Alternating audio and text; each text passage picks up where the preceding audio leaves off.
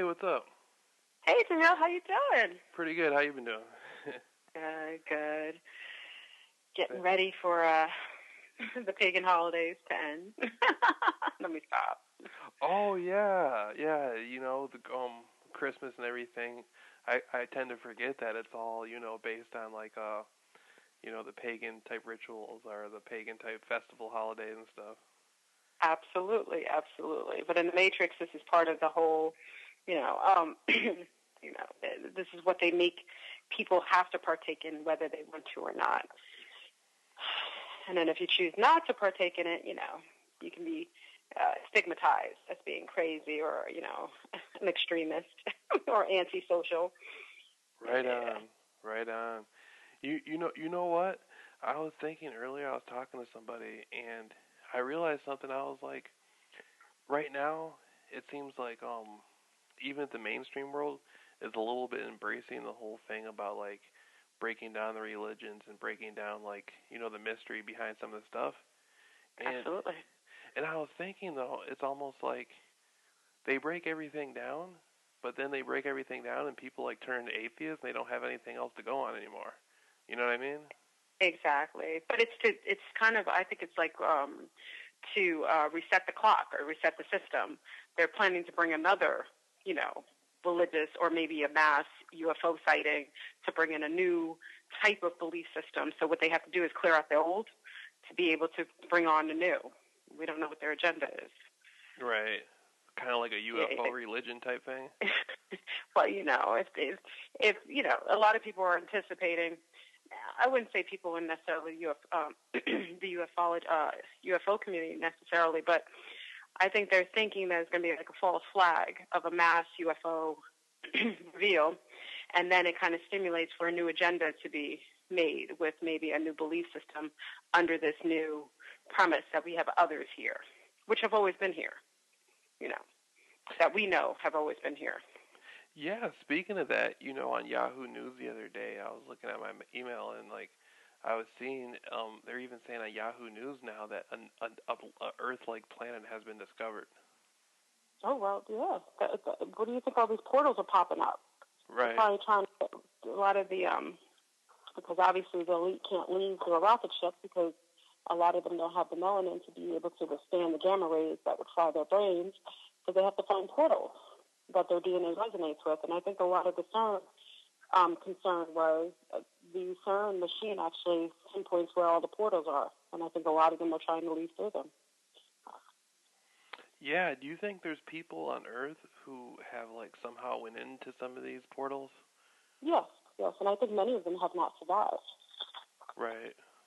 Because specific portals to specific places are leading to other planets, other dimensions where our vibration doesn't match. And let's say if you listen to some of the contactees, where they etherically or spiritually, astroplane into other dimensions or other planets, the vibration was so different and vast from their own that a lot of times they were experiencing physical type of, headaches, dizziness, lightheadedness, because their vibration didn't match the new dimension that they went to or the new planet. The colors are more stimulating, and maybe our brain can't process the colors that we're seeing in new dimensions and new planets. So I think a lot of times they may be sending people there, but I think it's like a hit or miss. Yeah, that makes a lot of sense to me because there's been people who like who said that when they went through the what's it called, that Bermuda Triangle. Yeah. People who went through like some portal and like one guy was flying his plane and he like went into some place and he didn't know where he was and eventually somehow he got out of it, but he said like all the magnetic instruments like the compass just completely went crazy. Oh man, yeah, it messes with the magnetic field.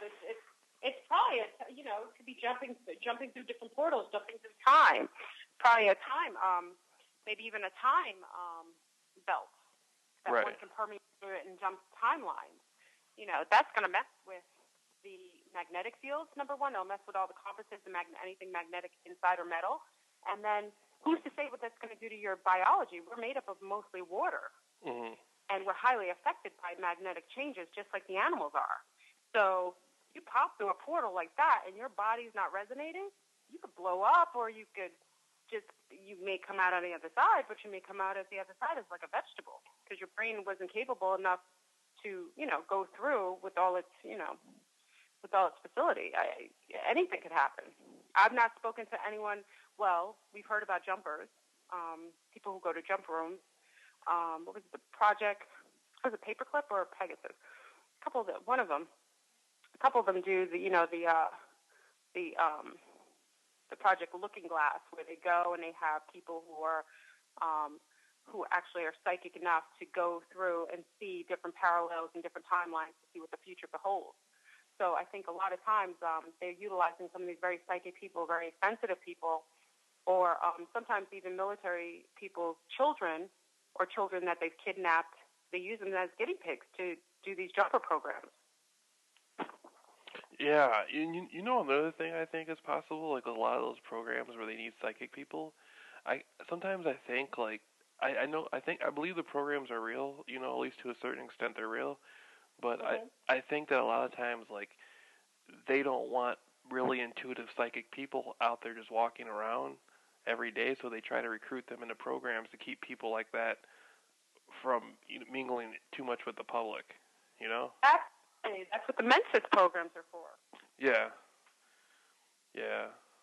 Identify those that are above average in IQ, in sensitivity, and they have ways to test if we're psychic or not. They can tell by certain things that they have academically in schools, and they kind of pinpoint those children, and they kind of lead them down the line to do things, to go into programs that they can utilize them for, experimentation, or, Project Looking Glass, all these different things. So I have a friend who's a contactee. I'm going to do it. He'll actually be on an interview on my YouTube site, but he's a regular guy, and he's a contactee, a black man, for my generation, a regular hip-hop dude. Mm-hmm. And he had contact with the Greys and a few other entities, which we'll talk about, and his daughter, who's now 18, was picked up by the NASA program, and she's actually in a astronaut college in Florida that they picked her up on and gave her a partial scholarship to go there. But this is a contactee's daughter who's being picked up. She's very bright, and she will either go as being a pilot or going into the actual astronaut program. But it's a school specifically for that. And I thought it was very relative that a contactee's daughter is being picked up for that particular program, because they know who that entity is and that bloodline is. Right. And a lot of people will say, like, who hear stuff like this, they're like, no way, if you even go to the Social Security building, the government or the state can't even get their stuff right there. You're not talking about, like, ordinary types of people. You're talking about, like, people who nobody knows about that keep up with stuff like that. Exactly. Exactly. Like private budget type stuff. Yeah, Black Ops, and we have all these sidebar parts of the, the government handle that. The MIB, the Men in Black, which are, what are they, AIs? We got all different facets of the government that we don't even know exist, that take care of matters of obscure means. Anything that's obscure that, is too delicate for the public to actually know about, though we fund it with our good earned tax money, that we don't know is funding a lot of these Black Ops programs. Hey, earlier I remember you said something about hip hop. The guy, he's kind of like, kind of in hip hop and stuff that you were talking about interviewing. Yeah. What do you think about the whole thing about Tupac? Like, for a long time, people thought some guy named Baby Lane or Orlando Anderson was responsible for Tupac's death, and it turned into a thing where people were speculating that, hey, Suge might have had something to do with this. Now there's a lot of people who've been looking at this who think that this guy might actually did fake his death. I wouldn't think it odd. I think a lot more celebrities do that. The only thing that's a little odd is that why didn't he have a duplicate take his place? Was it something that he planned personally, or normally when they decide to leave, to the best of my knowledge, is that they normally have a clone that takes over their place, that replaces them so that they never look like they're gone. Tupac doesn't have that, so it makes me think that if he did it, he funded it himself and he just disappeared. And he could have, Tupac is also linked to having some genealogy to some of the ancient Egypt, so we don't know. He has an interesting background himself, so he could very well have faked his death, and I wouldn't think it odd. Yeah, that's the thing. I think you hit a note right there about him funding it himself, because the thing with him is he was out on he was in basically the penitentiary in New York, and he got out on appeal. The record label was Suge and them. They got him on appeal, a bail on appeal. So he was looking most likely to go back to jail again when he got So to me, in his mind, he's like, do I want to do 10 years or do I want to fake my death? You know what I mean? I agree. And it's an option for him. Remember, he's a celebrity. It's an option for him to do that. Right. And there was a police officer that came out that said Pac had paid him $1.5 million to help him cover it all up. So it's an older police officer, and I guess he's like on his way out. He's on his deathbed, and he's like trying to come out with this. Wow. Yeah. But you're right. I think like Elvis, James Dean, I mean, all these people that we think really died, this may be like an insider's secret that you don't really, you can leave when you want to. You can go live a regular life somewhere and just make it look like you're gone. Yes, and I think that's done more than we know. You know how I'm into the whole clones, walk-ins. There's all kinds of things, syntheticas. We have all kinds. They can clone entities, and in 6 months they're walking, talking entities, and they can have inserted consciousness of someone's memories inserted in them. I mean, that's been discussed on the backdrop of science research for the longest time. Remember, anytime we hear about something, like a couple of years ago, maybe you're a little younger than I am, but about 20 years ago, we talked about clone sheep. Anytime they bring something out, best believe they are far beyond what they're showing you. They're showing you a minuscule of something way grander that they've already have done and perfected before it even comes to you as a little dot, when there's actually a whole, map of something they've already created. And I think they've been cloning people. And, we see a lot of celebrities that are a little odd. Dave Chappelle is one of them. He's another suspect of some cloning program. Eminem. Yeah, and you know who really strikes me as strange? Eddie Murphy. Oh, yes. I think they cloned him a couple times. I think sometimes the clones don't turn out right, and they have to keep doing it over and over again until they get it perfected, because he doesn't even look like himself anymore. No. Now, plastic surgery could be an issue, but no, I don't think that's plastic surgery. I think it's cloning. I do too, and I'm wondering, do these guys like hook up some deal where they got a clone and they go kick back in some other country or some island somewhere, and they still get their royalties wired to them or something? Absolutely. I think it's quite normal. I think some people are okay with the cloning. I know that on the L with Britney Spears, she had an issue with that, and so is Madonna. Madonna was known, even to lately, anytime she goes on stage and she performs, she has what you call a bio collector. Mm-hmm. So if she touches a cup, someone goes right behind her and wipes the cup. If she drinks from a glass, someone takes the glass and throws it out. There's if it's anything from her own body, she makes sure she collects it. She has somebody that's right behind her doing that. Why? It's because there's an issue with cloning, because a lot of the Middle Eastern men, which I heard, purchase a lot of these high-end celebrity clones, like Britney Spears, Madonna, to have sexual liaisons with. And I think even though something's cloned, you still have a link to that clone, so sometimes it causes delirium in the actual original person. Right. So if a clone is experiencing pain, the original person experiences discomfort. So there's a linkage there. And if these very wealthy men are purchasing clones of, these big celebrities, and having all kinds of activities with them, it will cause discomfort to the host, to the main host. So It's interesting. Yeah, and the thing about cloning, like you said about the sheep, I remember back in the 90s, I was like in the 5th grade, and this is like 95, 96, Mhm. and they came out with that thing about the Dolly the sheep or whatever, and in back of my mind, I was like, wait a minute, if they're showing this to us now in school in the mainstream, they were probably doing Thank it you. back in like the 40s or something at least. Oh, all that stuff was well, we'll get into that in a minute. All this technology, a lot of it came out in the 40s, and that's when we had a big ET presence. A lot of the sightings, a lot of these shows that were coming out were ET based. Invasion. The Nazis had an ET group working with them, and I believe they were time travelers who hijacked the timeline. Um, we've had a lot of things going on, and a lot of that stimulated from the 40s when it first began, when a lot of this technology came to within our hands, in our grasp. I think you're right. I think there's definitely something to the time thing where they can time loop and stuff because Oh yes, the Mandela effect. We just had a whole show on that. Mandela effect.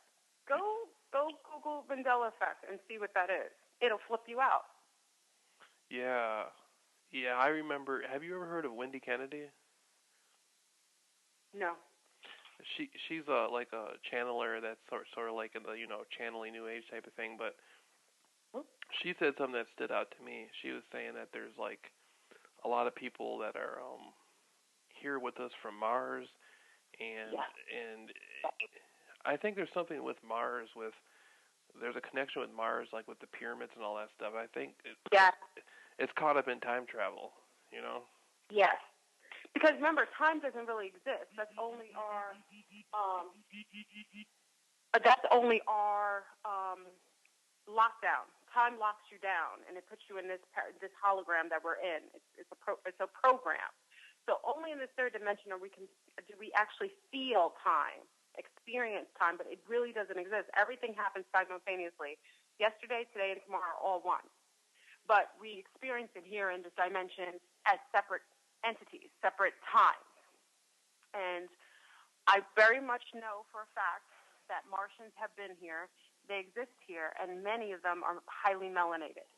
And from what we heard on the backdrop, that's my new word, on the backdrop, is that many of these entities are walking around, and you would never, ever know. It's to the point where there might be a couple 100,000 or more walking around freely, coexisting with us, and watching our process. Have you ever seen that movie Brother from Another Planet? Oh, yeah. Yes, I have. Yeah. I think there's definitely something to that because I did a channeling session yesterday or the other day, well, the other night with a guy named Brad Johnson. He channels an entity named Madronis, an energy, and I'm very skeptical of people who channel, but I've been listening to them for a long time, and I did a couple of channeling sessions with him before, so I'm pretty trusting in a lot of what he says. I'm not saying I believe everything, but the information comes through really good. And I was asking him about the Olmec statues, and he told me that the Olmec statues came from entities from outside the planet that had black features, that were black looking, but they came. Oh, he said that. Yeah, he said, and he's a white man. Nice. And he said, finally, he said that in a channeling session, and it's all on my YouTube. It's on my Facebook and stuff with Dronus from Sirius and Jameel Rawls interview. But yeah, he said that that these beings came here and they created the Olmec statues, and the statues were a depiction of how they looked, and so they looked, they were black people.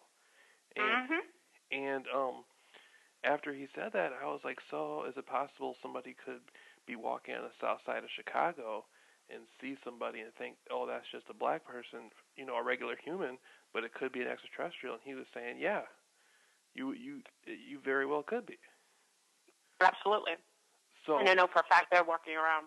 I've met some interesting people over the last couple of months. Mhm. And they're here, and they coexist, and they're not really allowed to mess with us, and they're not really allowed to intervene with us. But when you become a certain level in vibration and frequency, they get curious about you, and then you may get some levels of interaction, and that's where you get people who are contactees. A lot of the contactees are bloodlines that have been followed for millennia.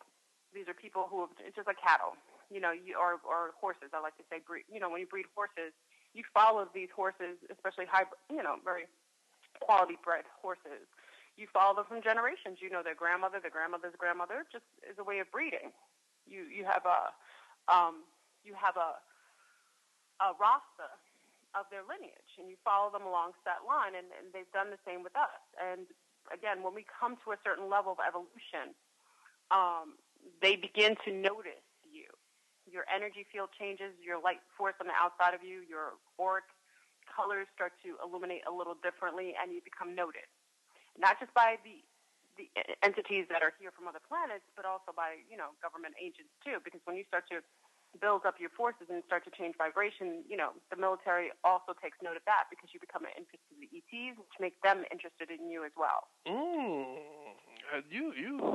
You spun a good one right there. You know what? I never even thought about that before.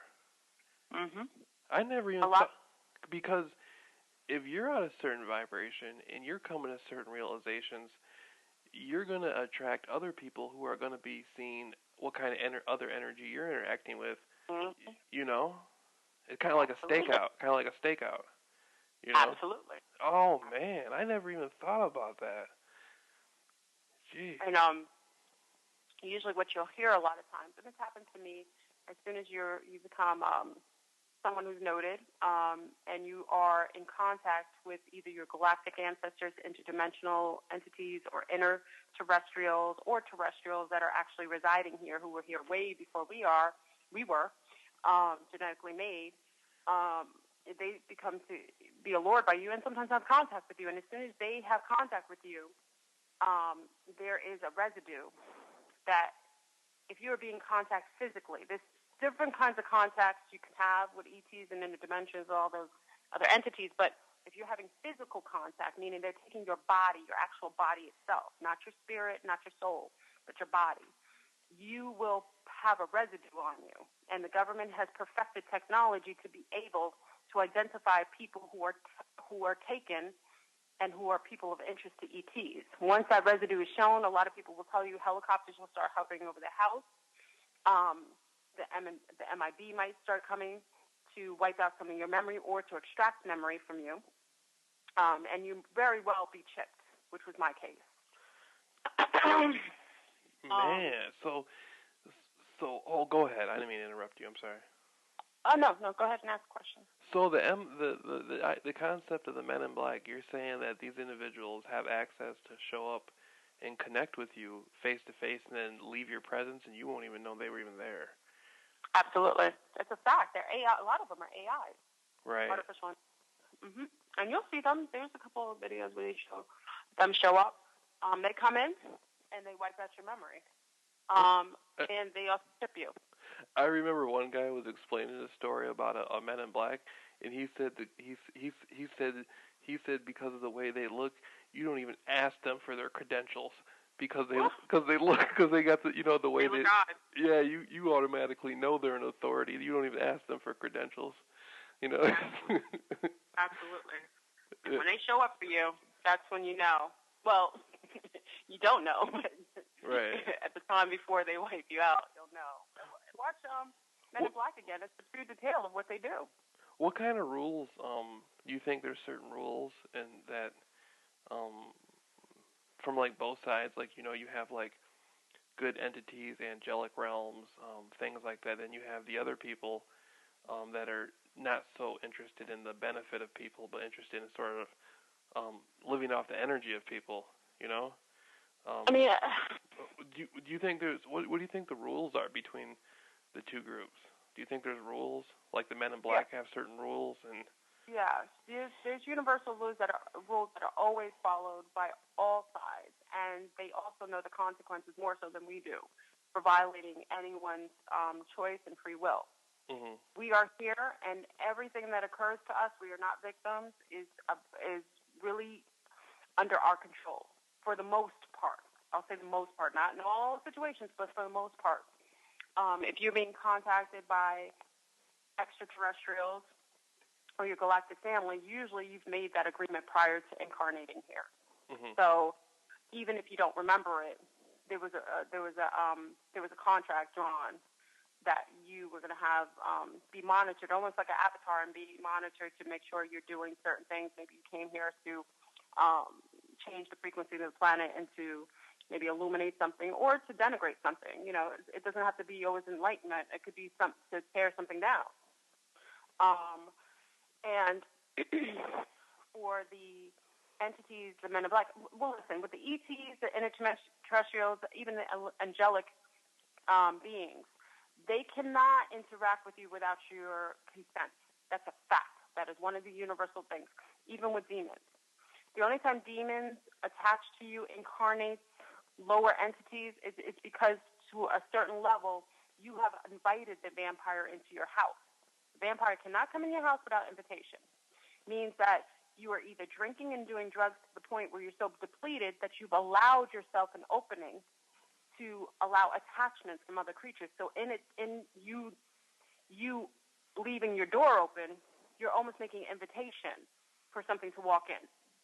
And that's what people have to understand, is that not all the time is it going to be a verbal invitation or a verbal, you won't always say, oh, I allow this.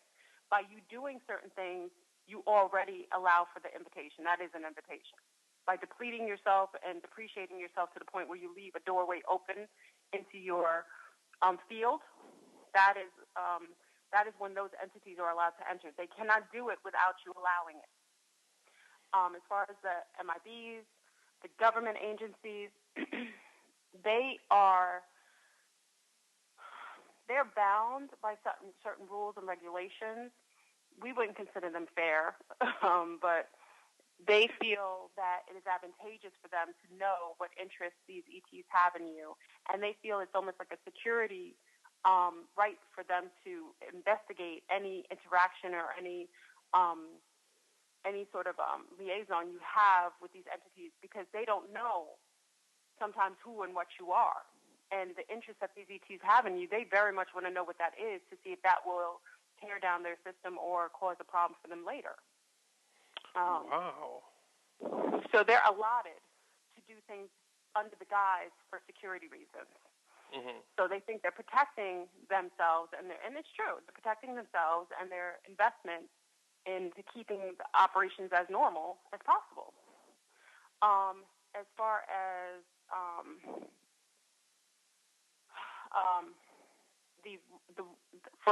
what did you say? You asked another question. You said universal laws.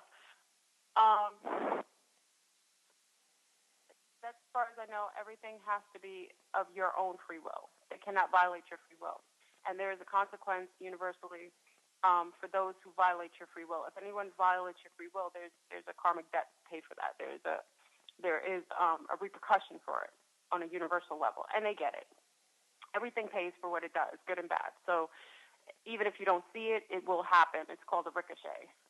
Everything has an inversion. So as above, so below.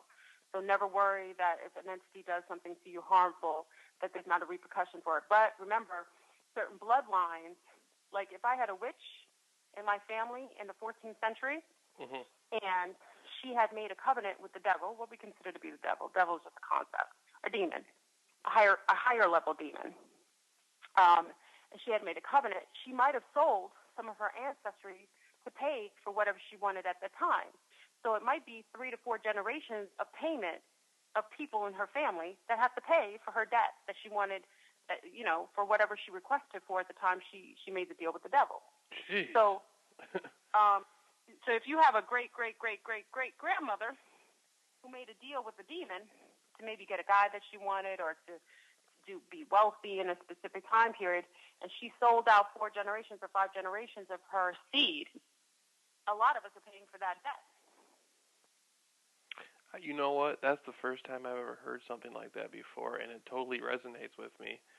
The entities that she made a deal with will look at the generations to come as sort of being like Payment. Yeah, payment.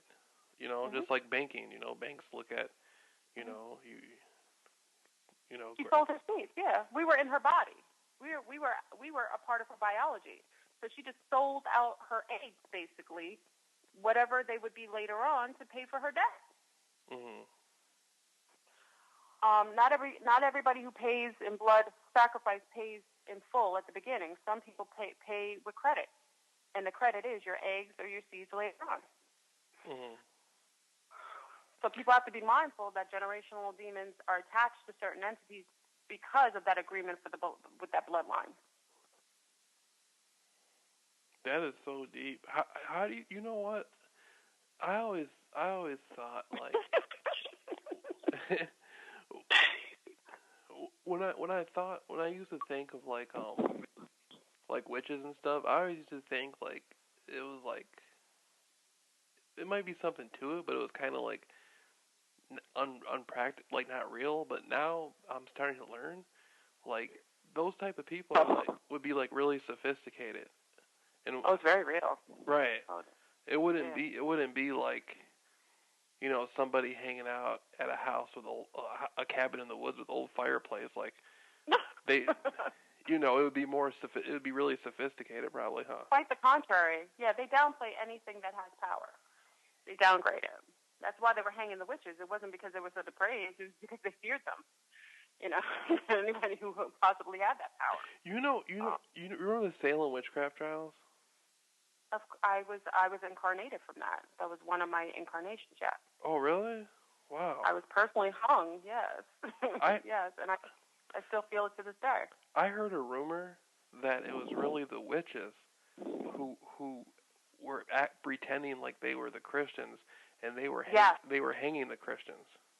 They were hanging their adversaries as well. Yes. Yes. Yeah. Interesting you said that. Yeah. Ooh, you gave me chills. Yes. It was not what it's depicted in the books at all. There were entities that were actually parading themselves as Christian leaders and as the staples of the parish or the whatever they had, and they were actually a lot of the head of the coven. Most of the head of the covens were part of the leaders or the wives of the preachers and priests Mm-hmm. of that time. Who were leading the witch trials, leading them and pointing them to other witches that were their adversaries or their competition, or those who were upcoming witches that they didn't want to come to fruition. So it was a lot of backstabbing then, and it wasn't exactly what is depicted. Yeah, it was actually witches hunting for other potential witches and for Christians that were causing them problems or perhaps would cause them to be outed. Basically, it was a cover for anything they wanted to do, probably. You know what I mean? Just like our government today. The biggest people doing the most harm are under the guise of protecting and serving us. Same difference. Right. So your incarnation, you have it's almost like a simultaneous incarnation because time's an illusion. Well, I've been there sometimes. When you're, especially when I get very sick. When I was little, I was very, very sick, and what happens is sometimes when you get very ill, a high fever. A lot of the island people talk about this. You get piercings through to your other life. You see yourself, and the other person sees you. So I remember having a high fever in the hospital, and I don't know what I had. I was just sick. I don't remember what it was, and I remember I was just so hot, and they were cooling me off. And I remember opening my eyes, and I was in I could smell the fire, and I could see a big cauldron. It was not a cauldron. It was like a big thing over a fireplace. It looks like a cauldron. I call it a cauldron, and so on. And it was me stirring something, and I turned around and saw myself, and I saw myself there. Mm-hmm. And I was very dark. I looked very native. Even though I was a witch and I was of European descent, I might have looked more gypsy-like. Very curly, long hair. Same face, though. Same eyes. It's interesting. You keep some of your similar features. My eyes look the same. I could pinpoint that woman if I saw her to this day. Her eyes looked the same, and she looked at me, not in shock. I looked at her in shock. She didn't look at me. She knew who I was. She knew I was her future self. And she just turned around and continued to stir. She was a herbalist. That's what I was. I was a herbalist. I used to help with women giving hard labor. I used to make sure I used to heal the babies. I used to take care of the animals, injured animals and orphaned animals. I used to go in the forest and talk to the trees. The same thing I do today. It's interesting. And I had a lover who was a married man. This is the problem in a past incarnation. And he was a divine mate, and we were in love. And he happened to be his wife happened to be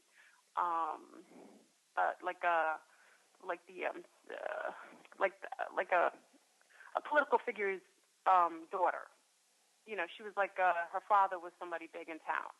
And she heard rumors from her friend that we were having an affair. And though I wasn't a negative witch, which you would consider a negative witch, I could conjure, but I was doing everything for healing. And I was very solitary. She alerted them, and the rumors alone made them take me out. And they took me out to my favorite tree, which was my family. And they hung me. And to this day, even as a little child, my neck, I don't like people touching my neck because I still have that sensitivity. To the tree that I talk to all the time. So as I was dying, my friend, the tree, was weeping with me.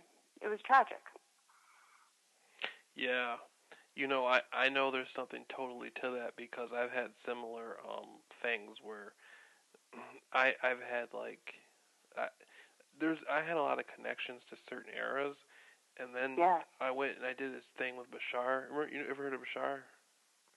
Yes, Bashar. Yeah, I've listened to some of his things, some of his channeling. Right, a few years ago, I went and I met him. I met the guy, Daryl Inc. I did a channeling session with him, and like some of the stuff he told me, he told me of a couple past lives. He said I had one in Germany that was connected to the Nazis, where I was a German person in a secret society.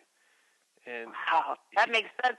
Same thing that you're hunting down now. This is so cool. I love it. Yeah, that's what I was thinking. I love it. That life is serving me now to help in my journey now with truth and everything, you know. I love it. Oh my God. Right. And then he also told me I had a life in the 60s, and that totally blew me away because most of my research is on the 60s and 70s. Most of my conspiracy stuff was. That resonates with you. Yeah. So, yeah, I You gotta watch Cloud Atlas. Just from you talking about this, watch Cloud Atlas all over. I don't know if you saw it with Halle Berry. I think Tom Hanks. Is it Tom Hanks? No, I think it's Tom Hanks. Watch that movie. What's it called again? Cloud Atlas. Cloud Atlas? And I don't want to Cloud Atlas. If you watch it, I waited. Nobody, you know what's so funny? This was the movie for all of the awake people, and not one person ever talks about it. I waited, Jameel, for months for this to hit the movie theater. I waited because I knew this was going to tell you something. Watch that movie. What our conversation right now will hit, you'll just get like gems left and right. You know what? I'm going to watch it. I'm going to watch that tonight before I go to sleep. I'm going to look it up online or see if I can get it on paper on the online on demand and see. Yeah. It'll bug you out. And that's why I say be mindful. Everyone should be mindful of every choice they make because everything you do is simultaneously co-creating a reality for your future self. Mm-hmm. And just on one note, you'll see in the movie an aspect of what Halle Berry was doing in one life made her a pioneer in another. That's all I'll say. Right. Yeah, I totally agree. You know, I think there's something really weird, not weird, but I think there's something really mystical with all this because I think like our life now balances out the other lives. Like because we have there's parallel realities, so there's multiple different versions of the past lives, right? Like Mandela effect, yeah. Yeah, like we're balancing them out. Like the things we, the things we think and the things we do, we're like balancing it all out.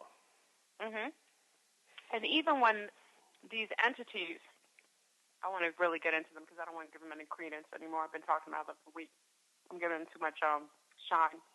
Mm-hmm. But these entities traveled from the future to our timeline and in our past. They've been trying to hijack the timeline. They started with the Nazis. They've made sure they murdered every pinnacle historical figure to try to change their future, to make it more advantageous so that they don't live so depraved. And why this is my theory. I always have to say this is my personal theory from my research, is that these entities are are people of European descent that end up having to live in bases under the earth because of the new vibration. The second and third sun come in, and that magnetic energy is too much for them to survive on the surface. So in the future, they end up living in underground facilities. Not inner earth, but underground facilities, just very deep in the ground. But what happens is that they don't have much of a gene pool selection, and they end up having more recessive genealogy, which makes them very sickly, unhealthy, not able to live a very, successful life. So they have access to technology in the future, and they decide to try to go back in time and to change some pinnacle moments where they think it might change their destiny. Mm-hmm. But what they don't realize is that even if you change the timeline, the universe will balance everything out. So the other timelines will bleed over to fix and rectify what they've changed. So they can do it over and over again, but it will always try to balance itself out. Like Groundhog Day, that movie Groundhog Yes. Day. Where you... Yes. I was talking about the other day, well, I hadn't had deja vu. Deja vu is a sign that they've messed with the timeline, and I didn't have it for a while since 2012. 2012, I think I must have had 10 or 12 deja vus. If you have deja vu, it is a sign. It is one of the signs that your timeline has been switched, unbeknown to you. Mm-hmm.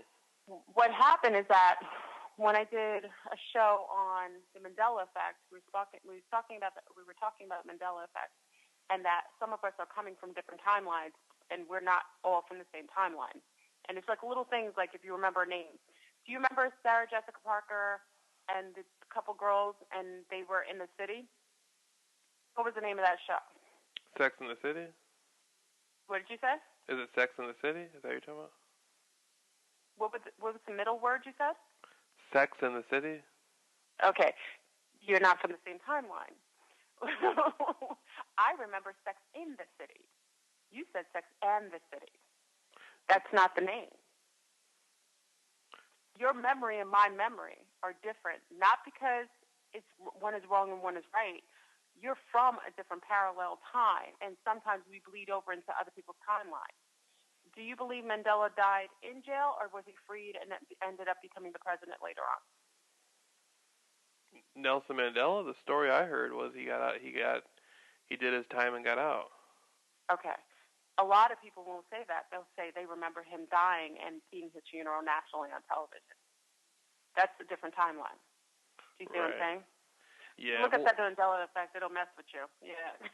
well, I think you're right. You're definitely right, because the past changes. Like, this is another thing I've been learning. Mm-hmm. The perception of the past also changes based on the now. Mhm. Absolutely. Absolutely. Because they can change the timeline. They can say, we found a secret artifact that proved George Washington did blah blah blah blah blah, and they'll rewrite a whole chapter in the history book and completely change the timeline. It might not even be true. That's true. Well, that's what colonialism is.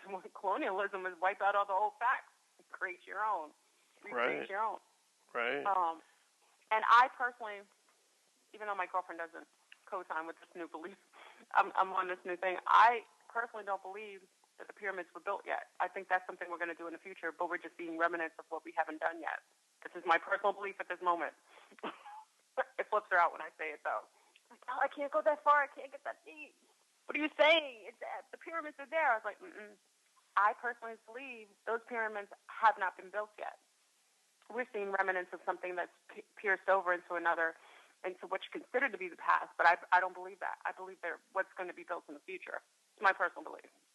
But don't worry, I could change my mind in like a 2-week period. Well, research. I see what you're saying. They're an energetic representation of an experience that we're headed to instead of leaving from. Right. Oh, snap! Yes, there you go. Yeah. Thank you. I think of stuff all the time like that too. Like, I mean, I think of deep stuff. Like, when if slavery or the Civil War, any of that stuff never actually did happen. Exactly. But it was. So yeah. But in order to mess up our timeline, they just keep telling us it happened. They keep telling us. They can say you used to be a slave. You used to be a slave. And then you think you have that history. Oh my God! Thank you. You're the only one who gets. That's exactly how you explain exactly what I think is happening. I think we're being sold an illusion, and it's not real. Mm-hmm. That's what I think. And because people are too blind or too asleep, they keep believing in a construct that does not exist. And if you keep putting energy into something, you'll manifest it. Yeah, this may sound really crazy, but when if the Vietnam War never happened and they just moved a bunch of people into our timeline from a place like that, from a reality like that, and then told us it happened in our timeline? Wait, wasn't there a show like that? Was it Sliders? Or was it Sliders or was it Butterfly Flag? One of those movies did something like that, where they would shift people from one place to another and then recreate the whole society based on that shift and make it. You know what? You hit something. Now you're gonna have me thinking about that for like 3 days, Jameel. Thank you. Yeah, they just move. Yeah, they just move like 100,000 people over into the timeline, like it really happened. But people have to realize that we are living in a living organic hologram. It's interactive. Just like the same thing when you play a video game that's interactive. Every move you make, there's a counter for it. There's a new level that comes about when you get to a certain stage. It is an interactive video game that we are coexisting and co-creating daily. That's what synchronicity is about. Synchronicity couldn't happen if this was real, Jameel. So if me and you are talking, and I get, like we're talking about reptilians, let's say reptilians, and all of a sudden I get a text talking about reptilians, or I see something like I see a reptile on a magazine next to me. That's synchronicity. How is that happening? Oh, you're saying, oh, that's so mystical. No, it's not. That's technology. If I am thinking something and seeing something, and then I see a reference to it that has no tie to why I would see that right away. Why is that happening? It's because we're living in a living hologram, an interactive computer system. I agree. It is controlled by us. We are writing our own story daily. And the more asleep you are, the more you have stuff happening to you that is just mindless, the program going on autopilot because you're not controlling it. So it says, oh, no, we're just going to create stuff because, there's nobody controlling the system. So they could do whatever they want. They could throw, vampire in there. They could throw, unemployment, some cocaine. I don't know. They can throw it all in there because you're not paying attention. But as soon as you start waking up, that's when you see the synchronicity, and that's when the synchronicity is you noting that you are in full control. You are controlling it. That's why, they got people on the internet, on YouTube, that are present themselves to be like masters of numerology and masters of astrology. But from my perception, I think that's really almost an illusion. Like the astrology and the numerology, I think it is the fencing around the reality. You know what I mean? Yes, I agree with you. Because the way they present it, it's almost like they're trapped in a cage of astrology. Like, everything's astrological, everything's numerological. Like, that's almost like, that's just the fencing, I agree. Yeah. I agree. And if you cage yourself in, it's easy to make predictions based on the perimeters being so limited and predictable. Right. Oh, also, son, I got to remember this. My mind is expanding past my physical human body because my brain It's picking up all this new information, and it really doesn't know where to store it. It's like, wait a second, you have a human brain. We can expand it somewhere. I was going to say, what I noticed with a lot of contactees that I come across, true contactees, because there's people who are declaring to be contactees or abductees, because there are abductees as well. I don't want to ever say that some people are having some heinous experiences, and some contactees will have contactee beautiful experience and then be abducted, and it's usually the government or other ETs who have created clones that you don't know you're a clone, or that you're a soulless being, and you're the avatar, so they're just working on you like an experiment. That's a lot of times what you hear. A lot of contactees have heightened sense of intelligence. Heightened sense of intelligence. I noticed that. When some people end up first having their contact experience, I notice their IQ, just on my perception, it gears up, like it shoots up. Their concept of things are different. The way they're able to explain things, the way they're able to break things down to minuscule and actually say things verbatim is interesting. And it usually happens with contact experience. I can usually tell if someone's telling the truth based on their level of intelligence. That's not a judgment. That's an observation. Yeah, most definitely. Well, and there is something to that, because the ETs who connect with people and raise their intelligence, people who when your brain is operating on a higher frequency or something, when it's operating faster, you're less prone to disease. That's true. Absolutely. I agree. So I think you speak with the mindset, it's a program. Yeah, right. And so I think the ETs, and high intelligence might also be a survival mechanism to disease and things like that, because especially if you're traveling to other worlds. It's true. It's true. You can disinfect yourself. Well, because your thoughts are things, and also even in the holistic community, in a community that I kiki with a lot, in the vegan and vegetarian community, you have the mindset that you can heal all diseases just with your mind, because disease starts in your mind, and then it goes all, it becomes aggressive, especially if you believe it and see it and acknowledge it. Then you can kind of make it go further, and once it has a placement in your mind, it'll manifest itself, or with your low vibrational self. But as soon as your heightened sense of ability to understand that you are in control of everything, because intelligence is understanding that you overstand things in a deeper way that can make things more permissible that you normally wouldn't think could be. And I think heightened intelligence could make you understand that you can heal any aspect of yourself. And I don't think you have to say that just like that. I just think you know it. That heightened sense of intelligence allows you to just know that. That's right. That's right. Yeah. And speaking of the higher intelligence, I think the heart itself runs there's a book I read called The Heart's Code, and it was saying that the heart itself can carry large amounts of information, large amounts of intelligence, and they've taken heart transplant people and did tests on them, and the people would adopt the same type of habits and thoughts as the person they had the heart transplant from. Yes. Right. Yes. The heart is actually actually the brain. The brain is, we all think it's up in the head. The heart is actually everything it's the organ that controls a lot more than just pumping blood back and forth. It controls a lot of your frequency and your vibration. That's what they would say, the heart vibration, that heart frequency. That toning, notice that megahertz, that 535, whatever it is, 435 megahertz, that heart vibration. It's because it actually, I think the heart just regulates everything about you. If your heart is healthy, a healthy heart allows you to have a healthy sense of consciousness and a higher sense of being. And that's where a lot of your brain and your memory are resided in there. I agree. Your habits. Right. Right on. You know what?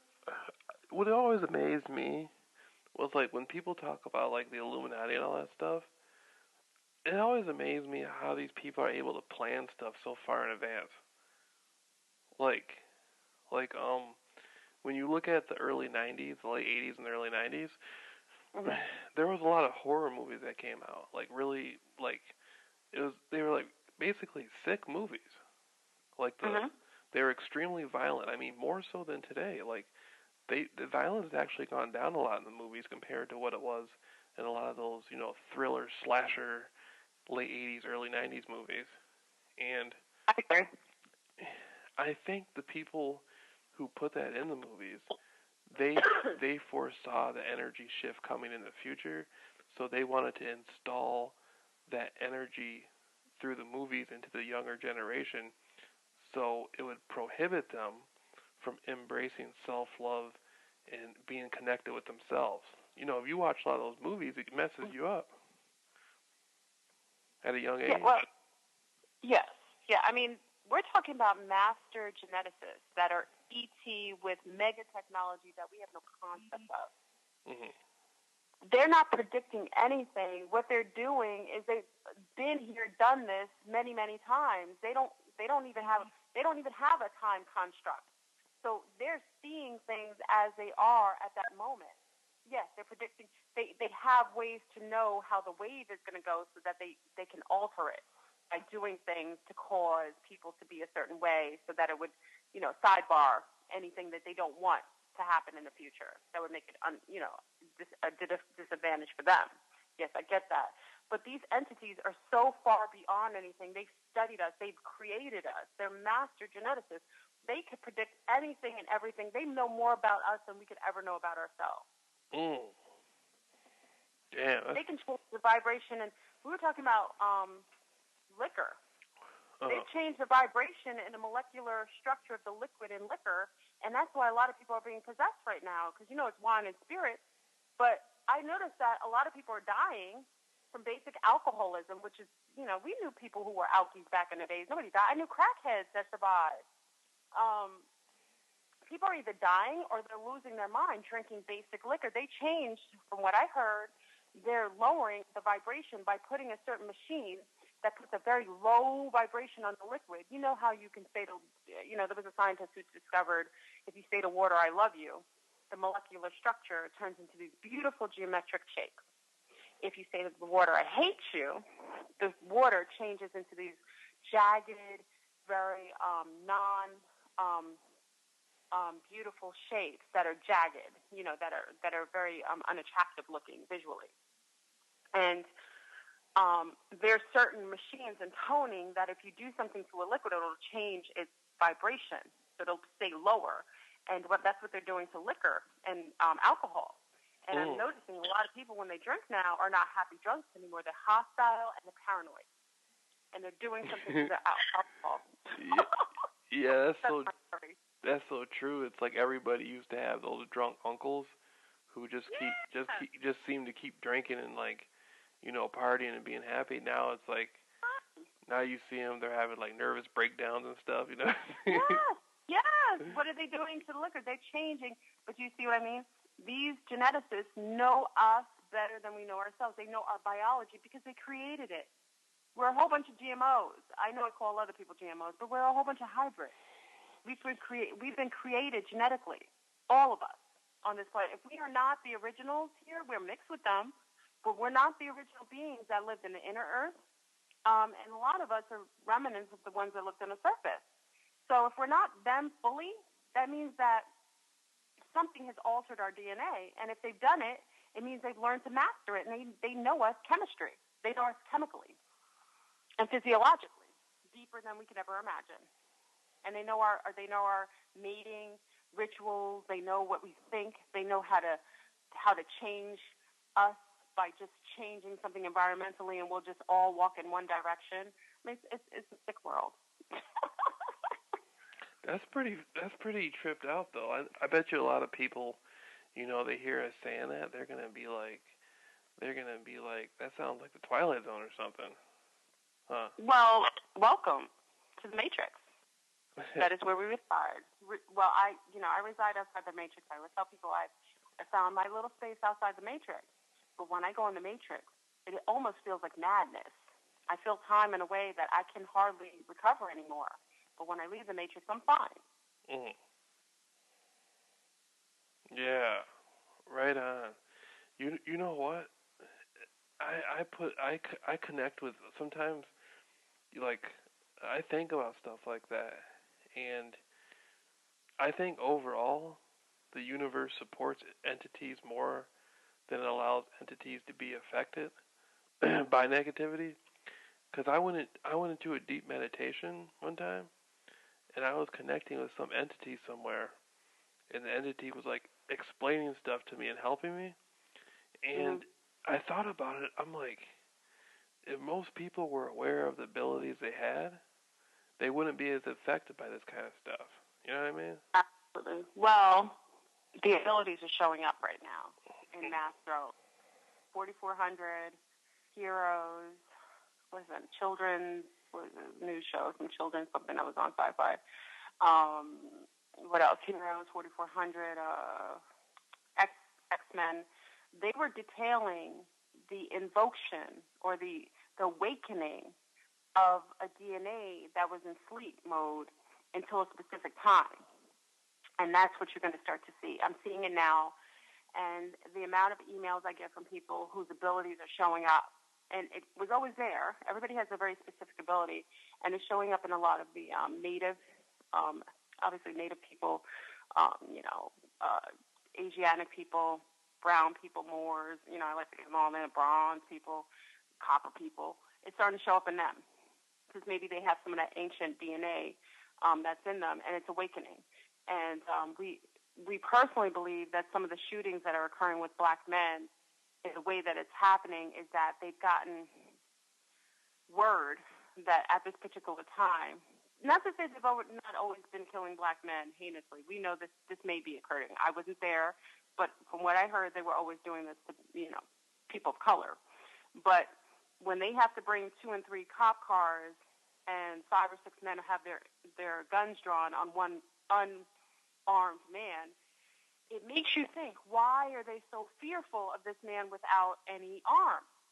But what we heard is that they've been told that there will be abilities showing up in black people, and they need to be more cautious with them in case it shows up. So I think some of these things are happening because some of the abilities, they're scared that these abilities will show up, and they don't know how it's going to show up. And we don't know that the men that they are killing had something that may have popped up, some red flags that popped up on that entity, and they want to get rid of it. We don't know who that person is. Yeah, I can totally see that because one day I was walking towards the door, and I swear to you, I was walking into the door, and the door became like a mist. It became like a mist, and I couldn't explain it. You know how they talk about that fourth density stuff where something looks like extra dimensional and it looks like, I don't know, it was so different. It didn't look like the same door. It almost looked like not computer graphics, but I know what you're talking about because you might be a teleporter. Damn. See, this is what I'm talking about. And the only reason I know that is because other people are telling me about their abilities. And you stating that, even when you couldn't even finish the sentence, yeah. I already knew what the ability is. You have the ability of possibly being, I shouldn't say this. Well, I don't like to state everything out loud because, I don't want people knowing what's going on with you. So it just sounds like that to me. Right. You should probably, everybody's ability is unique, but with that ability that you just stated that you probably are starting to see remnants of, comes with accompanying abilities that are there to assist it. So just like if I'm a good writer, what accompanies me being a good writer is maybe I have a great imagination. I also have the ability to foresee things in a way that's not systematically predictable.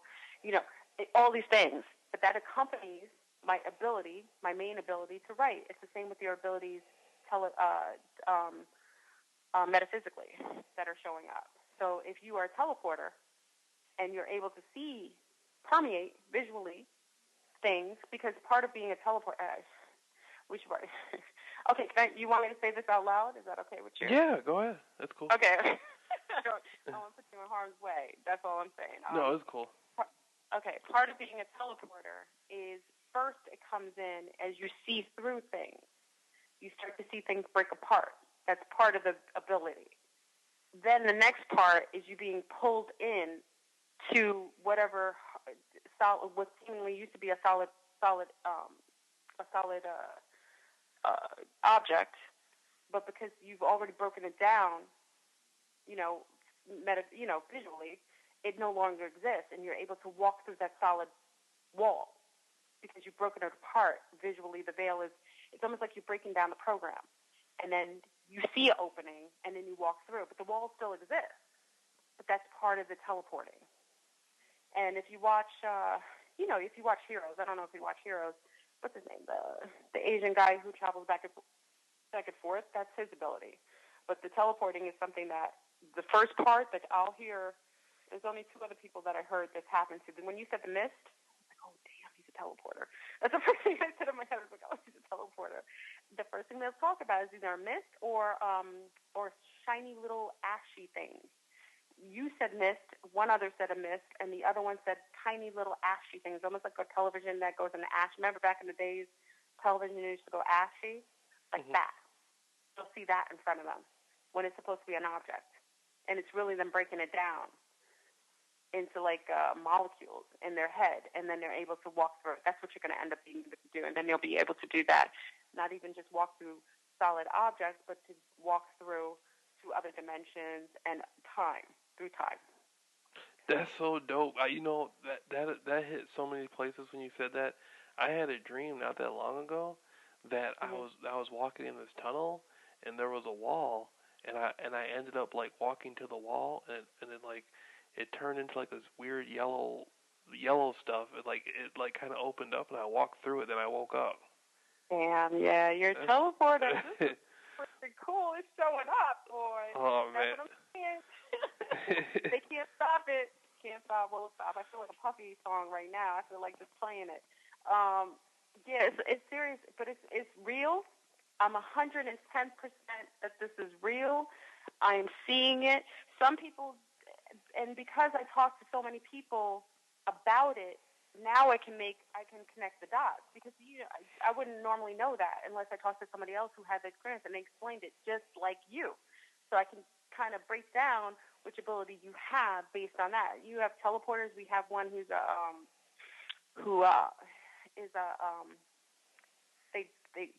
they are fire. What is it? Like a pyro. I don't know the name for it. It's like a pyro. They create fire, like fireballs, energy. Oh, like that movie with that little Drew Barrymore, with that Firestarter movie? Yeah, they're one of those. So what happens, one of their initial part of the beginning of their ability, when they were a little younger, their ability started to show up quite a few, more than just today. It started to show up, a while ago. But part of it is like when they got angry or they were scared, the room would warm up. And they noticed that the temperature rose up, and they would think they were going crazy until they would see somebody else in the room sweating. Like, oh my God, this is uncomfortable. And then after a while, they noticed every time they got angry, things started to get smoky or misty or hot. And then as they got a little more progressive, they noticed that fire alarms would go off if they got angry, and they learned to practice this. And now they're at the point where they can get little sparks. They can't hold it, but they get sparks. This is where we're at right now, Jameel. And this is a melanated person. And I know for a fact that it's happening in the Asiatic community. A lot of the Asian people that I speak to, some of their abilities, it has to do with the melanin. If you have dark hair, because people who are Asiatic have melanin. Whoever has melanin has the ability to activate these abilities. And these are just the original people who lived on the surface of the planet. That's what I think it is. Our abilities are coming back. They're awakening. They were always there, but there was a lock on them. The energies is changing because of the second and third sun coming in. And we're changing parts of the solar system where we normally used to sit. So now our abilities are being awakened before the pole shift. And what will happen is that this is our survival mechanism to make it through the shift. You know what? I totally believe that, and I think there's a lot of good reptilians, because I was Yes. doing this interview with that same guy at Drones, and he Mhm. was telling me like most of like the entities connected to the ancient reptilians, Mhm. a lot of them have given it up, have laid down their sword, and now they're helping humans. Absolutely. Absolutely. All that negative reptilian talk is coming from David Icke and all of them, and I believe they're all paid agents.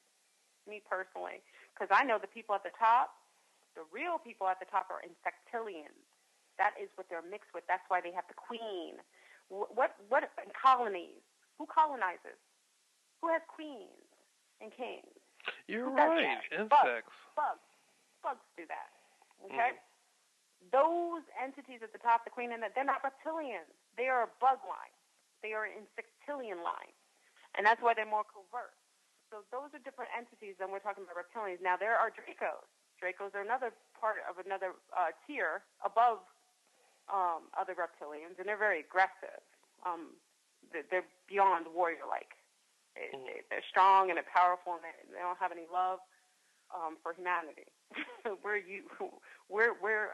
We're just basically luggage and resources to them, and they utilize us as such. That's how they see us. If they can't utilize us, then they don't really want to mess with us. But then, if you're messing with their peace of mind, they'll get rid of you and anything that looks like you. And that's where you get all these Dracos are the reason that we have a lot of mass genocide going on in Africa and a lot of different places like that. If they can't conquer you easily because your mind or you're not conquerable, you can't get in your mind too easily, they'll get rid of you. And it's not personal. I tell people all the time, people take it personally. Should a cow take it personally that you're murdering it to eat, to feed your family? I'm just saying. So Right. We can't. Every society has predatorial kind of qualities, and every person has that in them as well. So these entities are not necessarily bad or good. They're here to survive. Why do you we may be on the food chain for them. Why do you think it is that so many of the ancient a lot of the reptilians, like the ancient Dracos and other reptilians, why do you think they're starting to break away? It seems like people are like running out on the leadership. They're scared. Well, they're scared because they can only go to fourth dimension. They know that there is an ascension process going on right now, and the souls here. Remember, not everybody on this planet is a soul. The souls here, once they ascend, they will be at a higher realm than they will.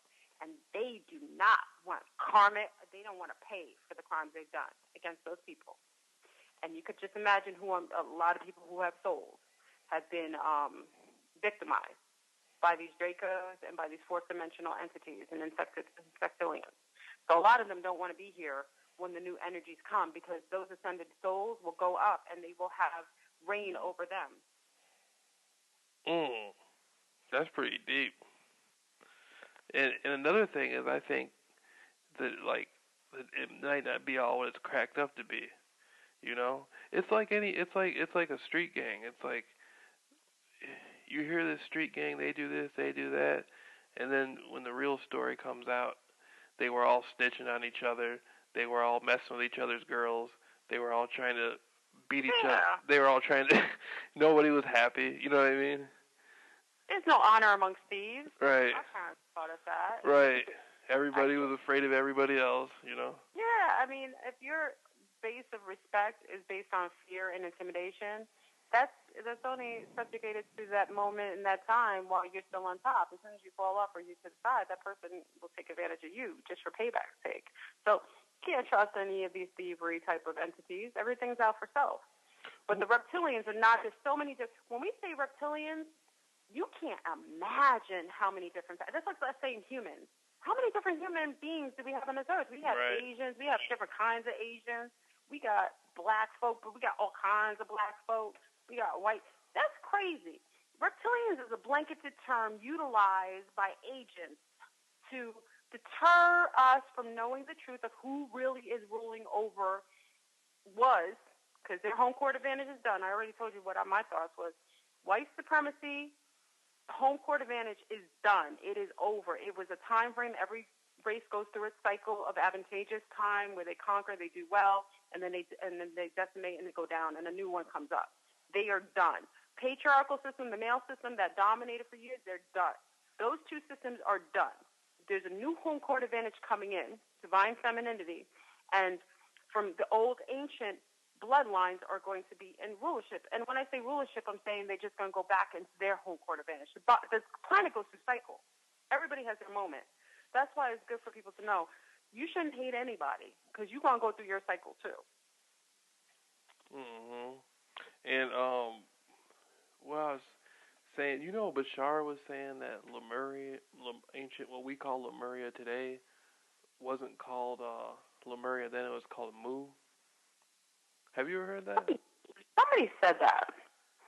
I don't know. It could be.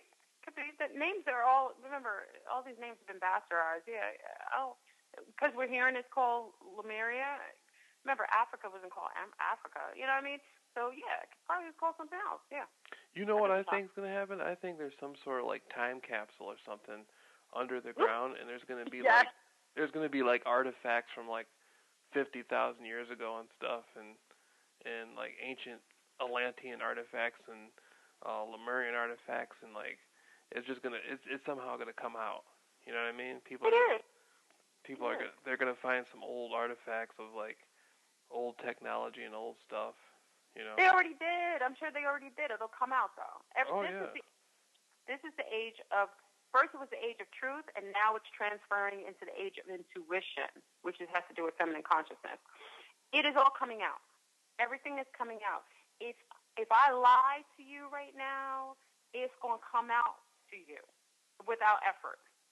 That's why everyone has to live in their truth. I don't give a shit excuse my language, I don't care what you do, you got to have to live in your truth. Yep. If I'm an asshole, and I'm living out of the asshole 90% of the day, but 10% I'm having interviews about love and life, my asshole behavior is going to come out. Someone's going to videotape it and show it with me smacking an old woman. You know what I mean? It's going to be like that. I used to go online and try to kind of be sneaky and run game on girls and stuff like that. I realized I can't do that. I can't do that no more. I can't try to, I can't be deceptive and still be in the truth. I got to be all the way honest, or it won't work at all. Yeah, but the universe will support what's an advantage. So being truthful and being honest and living with integrity is being supported right now. So anybody, remember back in the last paradigm, it was thievery. You got rewarded for being an asshole, a devil, robbing, stealing, and raping. You got benefits from that. Right. It's a different regime. Yeah, it's a different regime. It's switching over. So now in this new paradigm that's coming, this new energy that's coming in, this new home court advantage that's coming up, if you are living in integrity, holistically, healthy, and I wouldn't say loving is such a broad term, just very balanced, you will benefit financially, abundantly, in all ways. And abundance is much more than you want than wealthy, because really before it was the idea of materialism. This will be the whole idea of happiness. We were always seeking happiness because it wasn't good. We couldn't find it in that old paradigm. We'll have it here if we're healthy and if we accept our balance. I accept that I cannot be a man, nor do I want to be. I love male qualities. I think they are so beautiful at their healthiest, and I think they're so needed in every way that they are intrinsically. And I appreciate the male energy. That is my position. And women, even if divine energy is coming in, because I had this discussion with a couple feminists, if you are anti-male and you think that the divine energy coming in is going to support that, you are madly mistaken. You have to be balanced with your male counterpart because he is the other aspect of you and him with you. You cannot be a feminist and be anti-male and everything male is negative or you negate it. That is not balanced with the universe. Divine Mother loves divine male. She honors him as he honors her. Yeah. That's what that energy is. The balance. Absolutely. Yeah. Yeah. You know what was tripped out though? Um, how people are able to keep all this type of stuff, all this type of conversation, all this type of knowledge out of the school system. How they keep it out? That's what I mean. Yeah. Because do you ever see the well, my mother was a teacher for like 45 years, and I've been in the school district. I used to sub my girl, my little people are in school. They are run by old regime system that is still on autopilot there.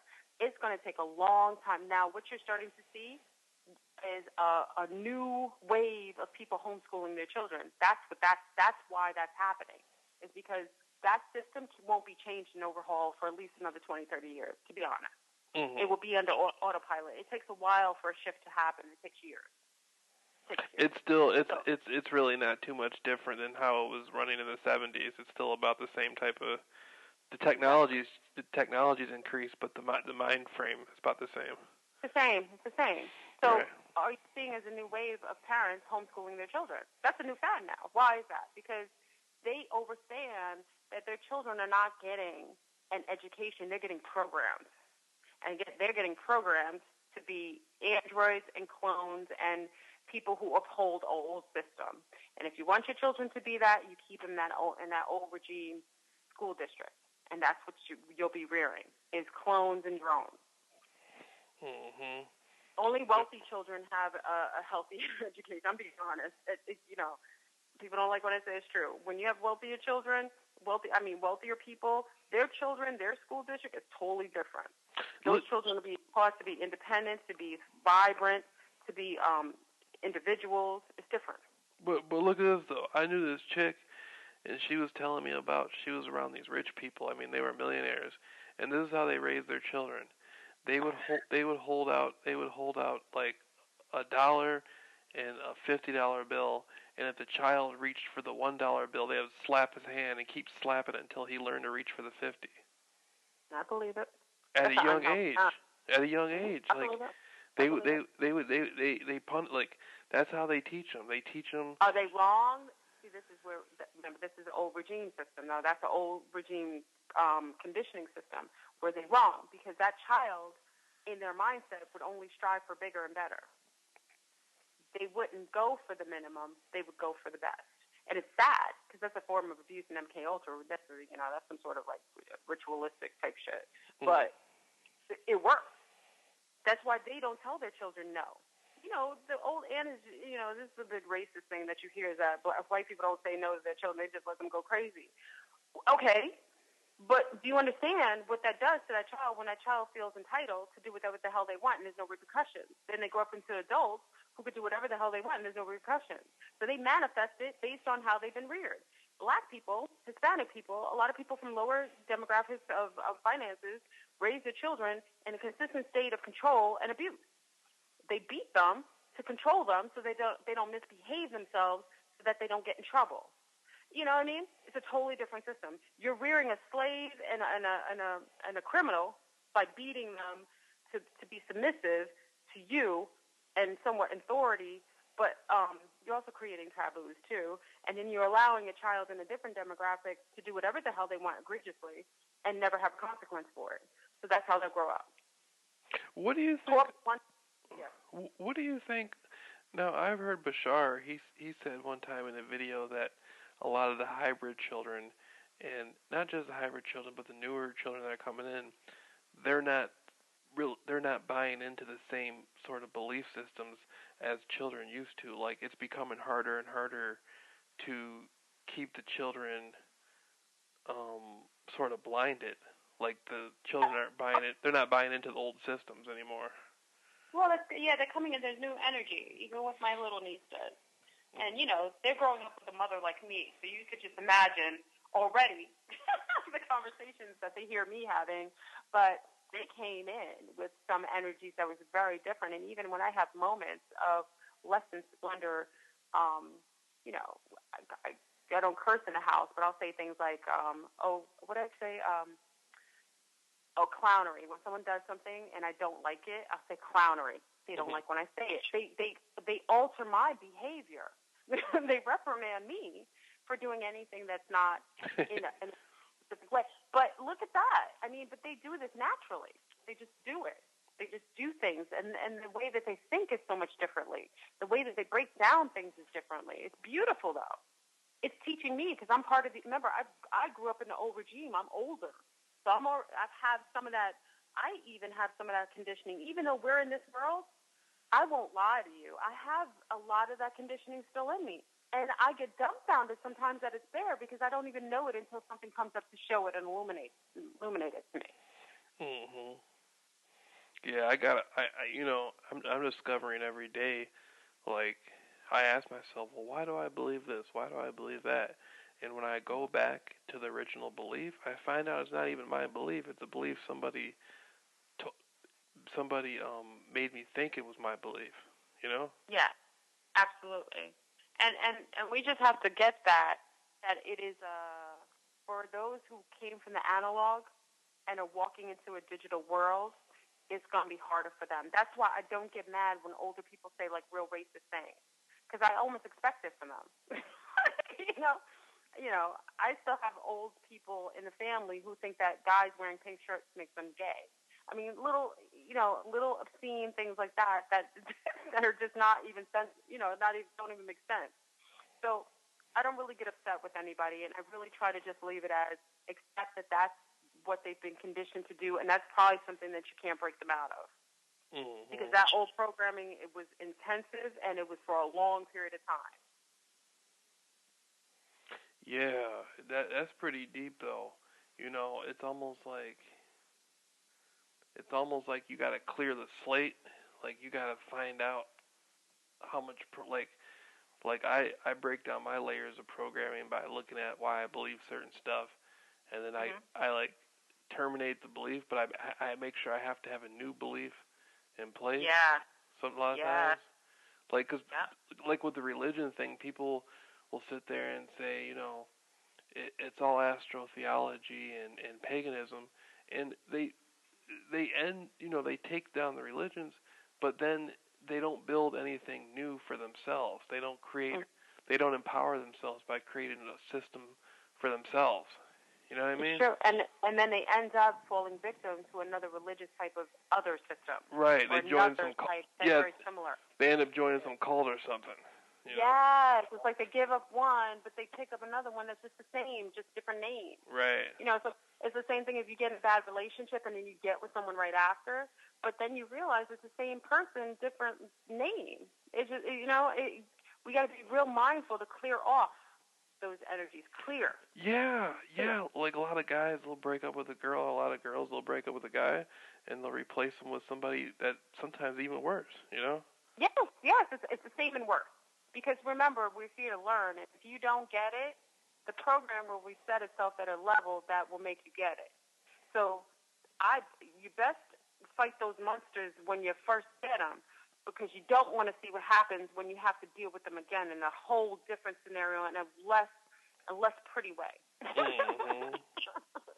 I've done it. Had a relationship with someone, and I'm pretty good. One thing with me, and I am a woman of a certain age, but one thing with me, I always had very long relationships, just long. So I didn't have a lot of boyfriends. I was very limited. But if I had a breakup, it would take me about 2 years or 3 years to clear myself, and then I would end up getting with someone new.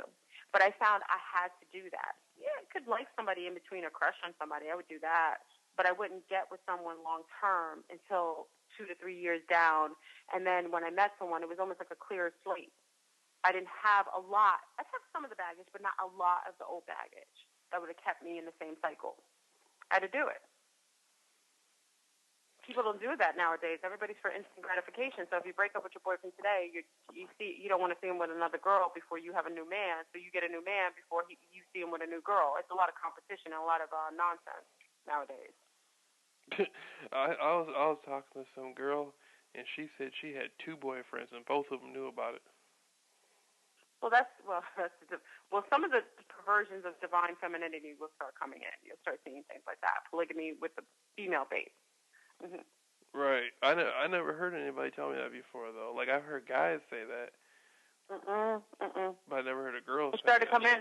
Well, it's coming in now because, remember, a lot of men have been feminized, chemicalized with a lot of the soy. We don't have as many warrior men either. So you get men who are more permissible for that type of relationship with another male involved because he's a little more feminine than he was if he'd not been chemicalized by the soy lectin, the BP bottles, the chemicals, and all the vaccinations. He's been feminized. He's not as aggressive. Now you take a male, Cro-Magnon male from the Stone Age, from the Bronze Age, these warrior types, gladiator types. He cut off the man's head. What? What? Yeah. I don't think so. What? and then he would accept, like, if he got hung for it or something happened to him, he would be like, I'm dying with honor. You know what I mean? Like yes. It's a totally different. This energy coming in now. I had to really figure out metaphysically what was going on with our males, the hyper homosexuality that's showing up. Now, this is not a judgment. This is totally observational. The hyper homosexuality, and what I realized, in order for divine feminine consciousness to come. Now, this is metaphysical. I'm not talking about regular matrix conversation. This is what happens spiritually, and then it comes to manifest itself on our physical. It always happens spiritually first, in the ether, and then it comes down and places itself in our physicalities. I had to figure it out. Why are males becoming gay? Yes, I know why they're physically becoming gay, but what is the higher reason for it? And I had an epiphany. In order for divine femininity to come in and to be successful, it could not come in. Because remember, divine femininity is peace, love, nurturing. It's not a battler, and it's not a warrior. Patriarchal system, the old domineering male system, is more aggressive. It's warrior-like. It's not going to accept the divine femininity energies coming in, not easily, and it probably will snuff her out just for the sniff of her. What? You empowered feminists coming in? No, we're going to get rid of you. So what I felt metaphysically is happening with the males being more feminized is it had to be done so that we don't have domineering, aggressive, anti-female males battling and attempting to stop the feminine energy. The energy had to be able to come in freely and easily without effort. And the only way it could come in that way divinely is if there weren't a lot of males that were going to pose a threat to that energy.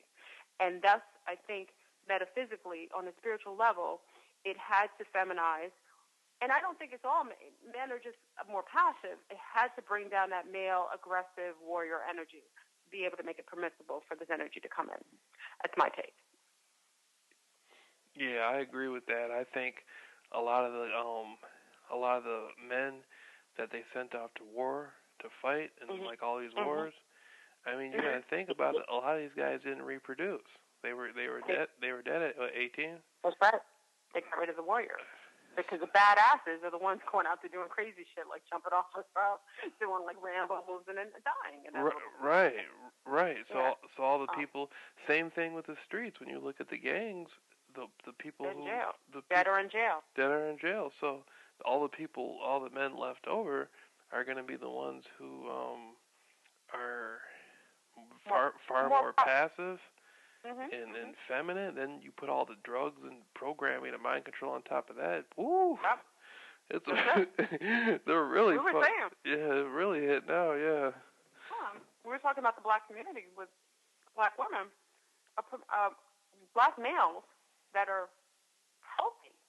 We're just saying healthy, with healthy disposition. When I say healthy disposition, they're not talking about side bitches. Excuse my language. Side chicks all over the place. They're not doing drugs and alcohol on a regular basis. I'm not talking about the guy who drinks every once in a while after work. I'm not speaking of him, or occasionally does things, dabbles. But I'm talking about drug addicts. We're finding that women of color have been purposefully herded towards mating with white males at this particular time. And I know why they're doing that. It's because to live on this planet, you're going to have melanin, number one. And the black female womb is one of the major wombs that creates souls, It's one of the wombs. She has a mitochondria to create souls. Only certain wombs can create souls. If you do not have melanin, or is melanin recessive to a high degree, meaning you have recessive traits like blue eyes and blonde hair, that's why the genetic rate of births in Sweden and Netherlands right now is nearly zero for reproduction. Mm-hmm. And it's because they only had a cycle that they were able to reproduce, and after a while, recessive genes are not able to reproduce. It becomes degenerative, and they can't reproduce any longer. That's why they're flooding all the borders with all those Muslims. They have to do that in order to give them new gene pools. And they did that purposefully. You know what? I was saying some similar stuff like that about like a couple of months ago.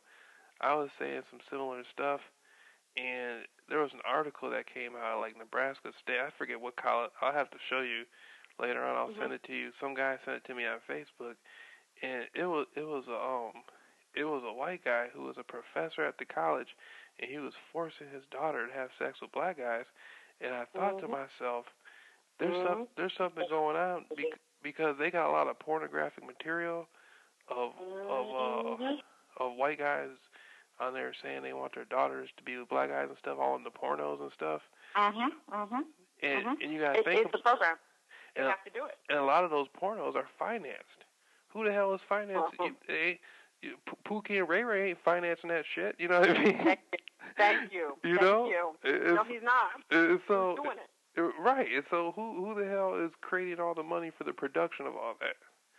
Well, remember, there's two-part here. When Sidney Poitier made that movie, everybody knows what it is. It was the end of beginning of a new program. Look Who's Coming Home for Dinner. Oh, I saw that with the blind girl. Yes. Yeah. Yeah. She brings home her black boyfriend from college. Mm-hmm. This is the onset of the program, the new program of allowing and promoting for black males to be with white mates. The problem is what people don't understand, is a highly recessive trait of a woman who does not have any melanin, who's melanin recessive to the highest degree. She cannot spark a soul in her womb. That is a fact. That is a metaphysical fact. That is something that the ancients spoke about. Her womb is devoid of creating a soul. She can create a child with a spirit, and she can create an empty feeder that can be open to other entities, entities coming in and living in that vessel to live out their lives doing whatever. The end of the cycle, the new cycle that came in, I know you know what it is, what movie brought it in, the new one, Munster's Ball, which was with Halle Berry and Billy Bob Thornton, whatever his name is, Billy Bob Thornton, when, she's getting done in by a white guy.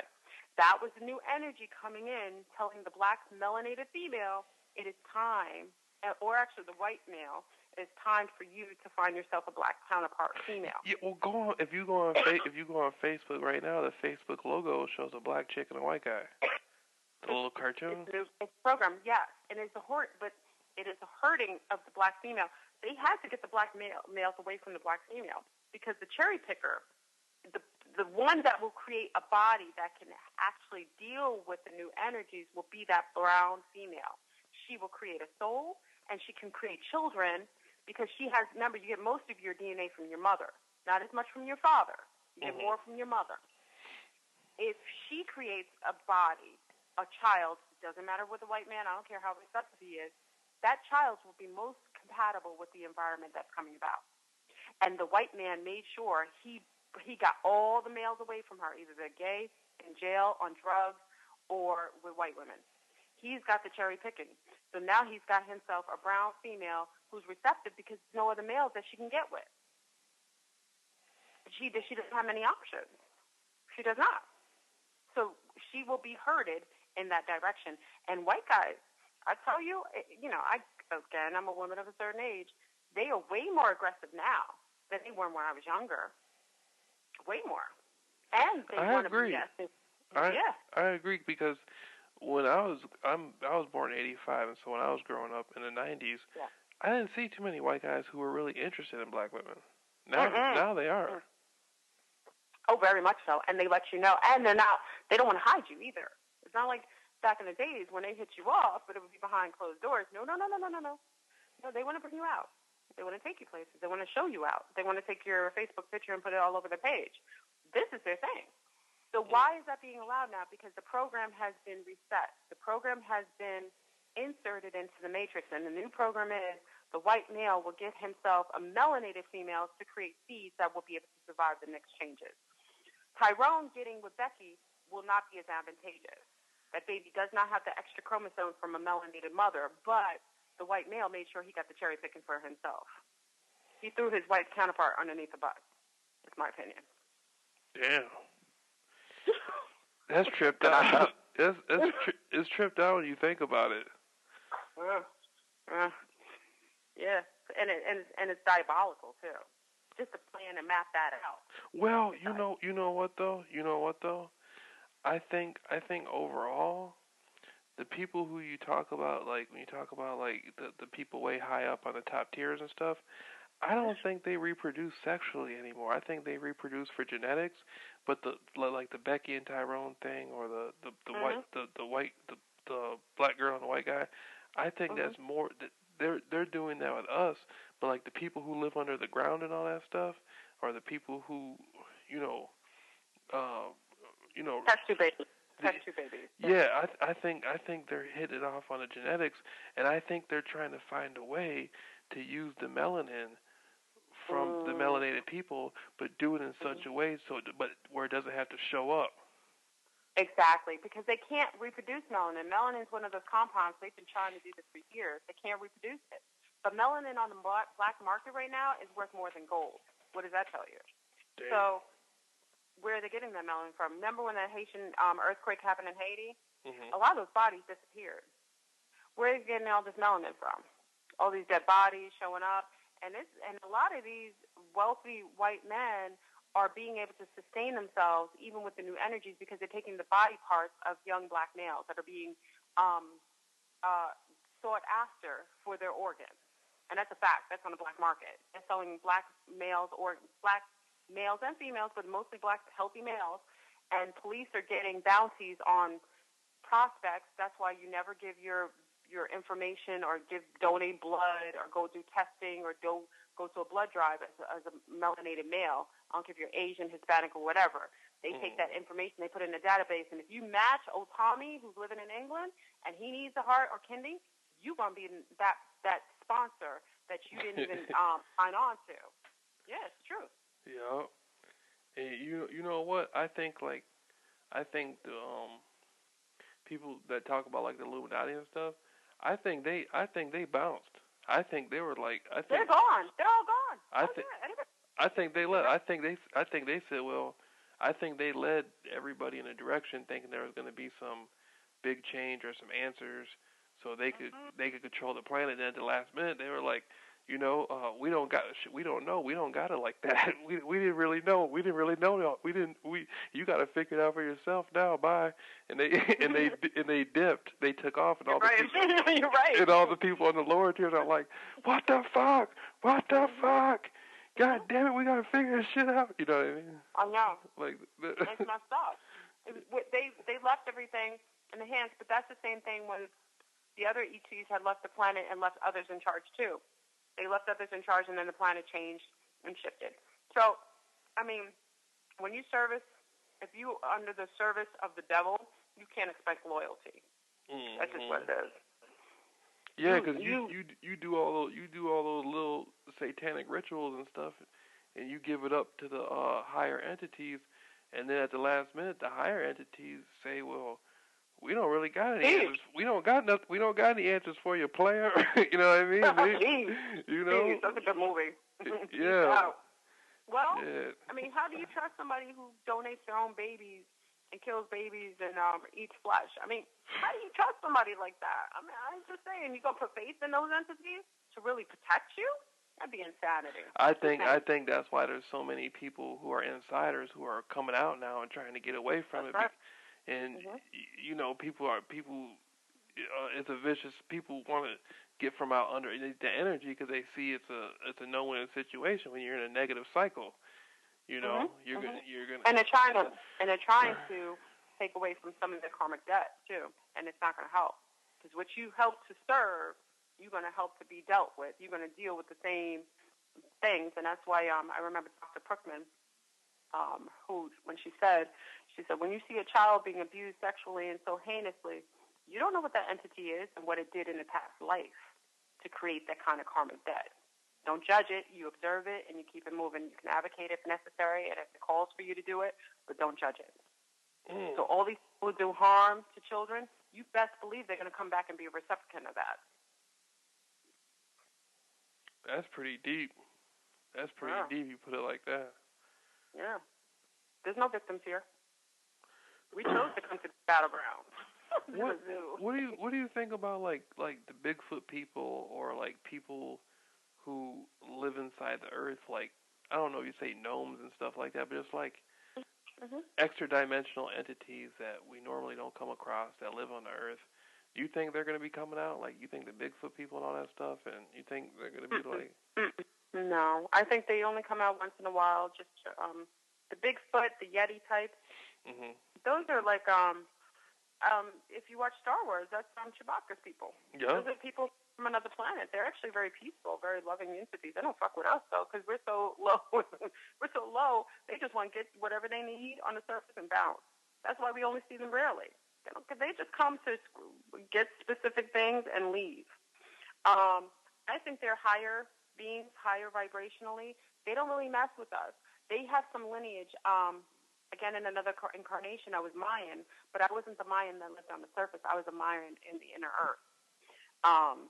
I believe that those entities on the inner earth, unless they have bloodlines or a spiritual connection to anybody on the surface, that's the only way. And they don't have to come to you physically. They can come to you in the etheric realm. You rarely see them come to the surface unless it's specifically told for them to do it. And they're told to go to a specific person to speak to them, and that's rare because they can always talk to you in the ether. Many of my liaisons and my meetings happen in the ether, more so than physical, because the government is watching everything. Yeah, like you said in the ether. You know what? I have Yeah. Sometimes I have dreams where I'll just be relaxing. And like a love energy in the ether, like that's the only way I can explain it. Like where I'll be connecting with entities, but it's like it's not through. I won't be talking to them vocally, but it'll be like an energetic exchange of thoughts. You know? Telepathy, yeah, absolutely. All your liaison, all your major meetings will always happen in the ether. Anytime it has to be brought to earthbound, there's something going on that needs to be incepted. And you have to know it. You can't just imagine that it exists. Because a lot of times when we go into the ether, we think it's a dream, and it's not. Many of us live separate lives in other dimensions that are just as real as this one, if not realer. This is not our real life. This is a hologram experience to help you evolve, your soul evolve. Yeah, this is the dream, and all the other stuff is real. Yes, this is not real. So many times if they have a liaison with you or a meeting with you in the ether, but you're not getting it, because you still think it's a dream, they will come and meet you. And it's rare, but that means it's important. And I think the inner earth beings are just, they're just higher. There's so many different types living in the inner earth. It's beautiful. But they're living so high. They live such a high vibration. They're taller, they're bigger, they're healthier. It's just different. And those beings were here before us, and they'll be here after us. Yeah, I think the inner earth beings and stuff, I think they probably come up to the surface now and then and watch and speculate. But again, though, they really can't interfere too much, you know? That's right. And that's just what it is. Yokub, if you hear the story of Yokub, it's kind of like the story of the inner earth beings, He was a mad scientist anyway, creating, changing things. And also, one day on our surface is like 1,000 of their years. So, 1,000 of our years is like a one day of their time. So one day, they're under the inner earth is like 1,000 of our years on the surface. I heard that's the equation. So I'm just saying they don't age the same as we do. They're just different. They're just different entities, and I don't blame them because everything that we come in contact to, a lot of our people will murder them. Just shoot them. Mm-hmm. Just because they don't know what it is. If they get an opportunity, they found that it was like a weird looking creature in Africa. It had ears. It looked like a human face, like a white human face on an animal's body. Damn. It was an odd creature, and it probably has resided there. I think that was in Tanzania, but it probably had existed there. The first thing they did is shoot it. It didn't do anything. It just was being itself, and they shot it because they didn't know what it was, and they wanted to showcase it. Come on, like how heathenistic is that? And we're supposed to be higher entities. We're supposed to be we're supposed to be higher in the food chain. That sounds like a low impulsive entity that's not very evolved. It's crazy. It doesn't even make any sense. No. I mean, okay, I see if they wanted to see it, capture it. I could get that aspect. Well, why you kill it? And then you kill something that's an anomaly, so maybe it was the last of its kind, and you just murdering it. It's crazy. Mhm. Yeah, people are tripping. That's why a lot of those creatures and those extraterrestrials and stuff, that's why they don't show up in broad daylight, in the middle of the park or something. It's because somebody will probably try to, call the police on it or something. It's madness, yeah. And it's so unnecessary. A lot of us are not ready, and we should understand. I used to get upset that a lot of people weren't aware of certain things, and I've learned that everybody's at the level they're supposed to be at, and I'm not to judge it. I'm at the level I'm supposed to be at, and when it's time for someone to learn another lesson or learn something new, then their spirit will naturally propel in that direction. But the ET world, our ufology world, all these new abilities, conversation, that is not for the weary, and it's not for the faint at heart. Mhm. Hey, Dell, you wanna we've been on here for a minute. You think you wanna close out on them for right now? Sure. Yeah. Hey, but we should pick it up. We should start. We should keep doing this and do one like once every 2 weeks, once a month or something. All right. Just call me. Just FYI. I mean, I'm cool to do it. Yeah. Hold up. I'm gonna put it on. I'm gonna say goodbye to you the right way. I'm gonna turn this. I'm gonna put it on pause. Okay.